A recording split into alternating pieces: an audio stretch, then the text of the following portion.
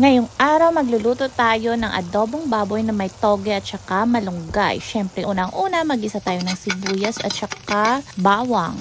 And then, inilagay ko na ang ating pork. So, ang mahal ng pork dito sa amin, 320 per kilo. Kasi nga, meron ditong ASF na uso yung sakit sa mga baboy. Pero yung baboy na binibenta sa market is safe naman yan. So, isasangkot siya natin. At saka, pag ako pala namili, pinaparte-parte ko na agad yung baboy. Tsaka inilalagay sa ref para pagkuha ko, yun lang yung lulutuin ko. So, ganun yung ginagawa ko parati sa mga isda, sa mga gulay. Pinaparte ko agad para every morning, kukuha lang ako sa ref tapos luluto kung ano gusto kong trip na lutuin. And then, yung baboy nilagyan natin ng ating tubig para syempre lumambot. At saka, baka nag-wonder kayo bakit puro gisa ako, puro breakfast yung niluluto ko. Kasi nga, pag lunch, bumibili na lang ako sa school or minsan, pag merong sobra sa niluluto ko, ayun, dinadala ko siya. Pero usually, bumibili na lang ako sa lunch. Hindi ko na kasi kaya magluto ng sunod-sunod. Unlike dati, ako nagluluto morning, breakfast, lunch, tsaka dinner. So ngayon, medyo malaki na yung tiyan ko. 8 months na siya. So, kailangan ko ng hindi pagurin ang aking sarili. And ayan na nga ang ating baboy. Ang sarap. Ang sarap sana pag ganitong adobo, yung nagmamantika. Kaso nga lang,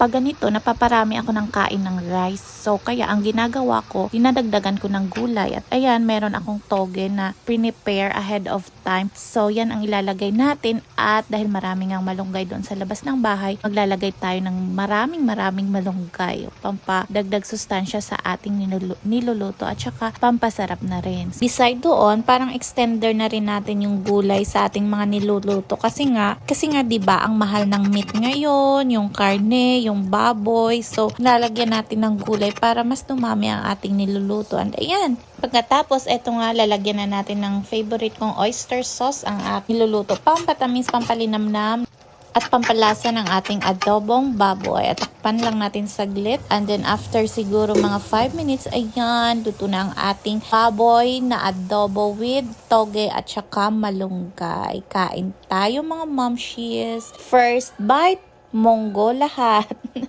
Ayan, mukhang ang sarap ng ating breakfast at super healthy pa. Kain tayo mga momshies.